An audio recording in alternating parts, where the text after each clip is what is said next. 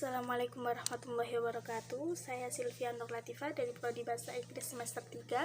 Di sini saya akan menjelaskan tentang pendidikan sepanjang hayat. Apa sih pendidikan sepanjang hayat itu? Sebelum saya menjelaskan pengertian pendidikan sepanjang hayat, saya akan menjelaskan tentang pengertian pendidikan itu sendiri.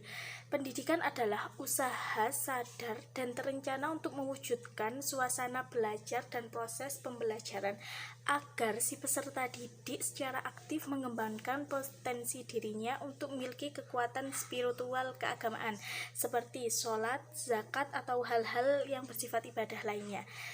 Terus pengendalian diri, kepribadian, kecerdasan, akhlak mulia, serta keterampilan yang diperlukan dirinya, masyarakat, bangsa, dan negara. Jadi intinya pendidikan itu sangat bermanfaat bagi dirinya sendiri, masyarakat, bangsa, dan negara.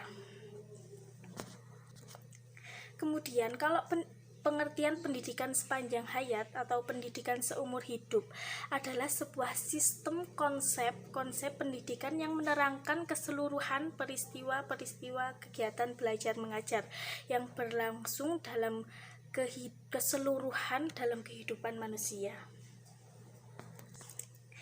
Intinya kita belajar pendidikan atau proses belajar mengajar tidak hanya dalam sebuah jenjang seperti SD, SMP, SMA, dan perguruan tinggi, tetapi justru pendidikan itu berawal dari mulai kita lahir sampai kita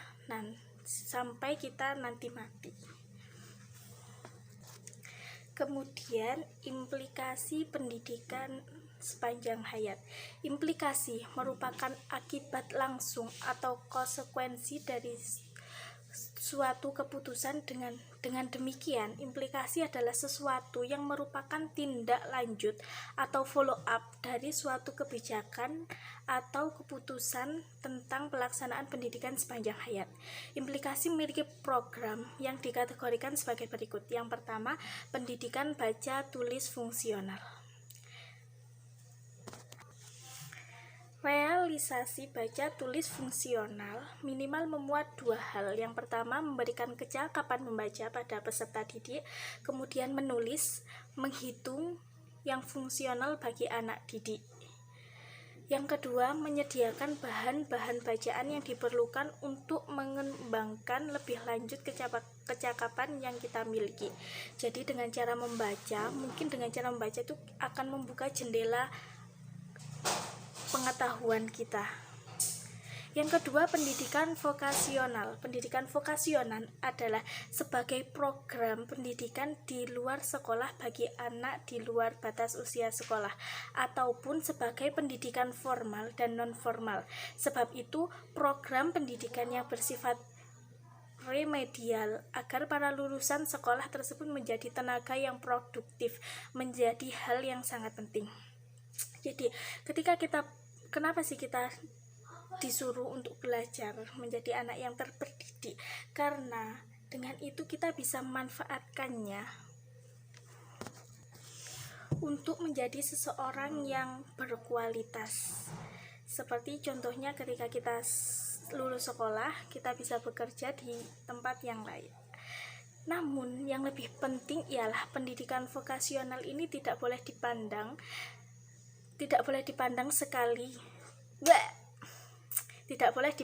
hanya sekali, jadi langsung selesai dengan terus berkembang dan majunya ilmu pengetahuan. Yang ketiga, pendidikan profesional. Pendidikan profesional. Realisasi pendidikan sepanjang hayat dalam kiat-kiat profesi telah tercipta built-in mechanism yang memungkinkan golongan profesional terus mengikuti berbagai kemajuan dan perubahan, menyangkut metodologi, perlengkapan, terminologi, dan sikap profesionalnya. Yang ketiga, pendidikan ke arah perubahan dan pembangunan. Era globalisasi dan informasi yang ditandai dengan pesatnya perkembangan iptek telah mempengaruhi berbagai dimensi kehidupan masyarakat dengan cara masa yang serba menggunakan mekanik sampai dengan cara menerobos angkasa luar. Kenyataan ini tentu jadi konsekuensi menurut pendidikan yang berlangsung secara kontinu. Pendidikan bagi anggota masyarakat dari berbagai golongan usia agar mereka mampu mengikuti perubahan sosial dan pembangunan, juga merupakan konsekuensi penting dari asas pendidikan sepanjang hidup. Yang terakhir, yang kelima, pendidikan kewarganegaraan dan kedewasaan politik. Selain tuntunan penguasaan ilmu pengetahuan dan teknologi atau iptek, dalam kondisi sekarang di mana pola pikir masyarakat semakin maju dan kritis, baik rakyat biasa maupun pemimpin pemerintahan di Indonesia, diperlukan pendidikan kewarganegaraan dan kedewasaan politik bagi setiap warga negara Indonesia. Pendidikan seumur hidup yang bersifat kontinu dalam konteks ini merupakan konsekuensinya. Dan yang terakhir, implementasi pendidikan sepanjang hayat terdapat 3 bagian. Yang pertama, pendidikan formal. Apa sih pendidikan formal itu? Pendidikan formal adalah seperti yang saat ini, mulai dari tingkat TK, SD, SMP, SMA, sederajat, dan perguruan tinggi. Adapun pendidikan formal itu memiliki beberapa karakteristik. Yang pertama, memiliki kurikulum yang jelas. Jadi sebuah madrasah atau sebuah sekolah harus memiliki kurikulum yang jelas. Yang kedua, memberlakukan syarat tertentu bagi peserta didik. Yang ketiga, materi pembelajaran yang digunakan bersifat akademis. Yang keempat, proses pendidikan cukup lama. Jadi tidak boleh hanya sedikit, contohnya hanya TK saja, tidak. Yang kelima, tenaga pengajar harus memenuhi klasifikasi tertentu.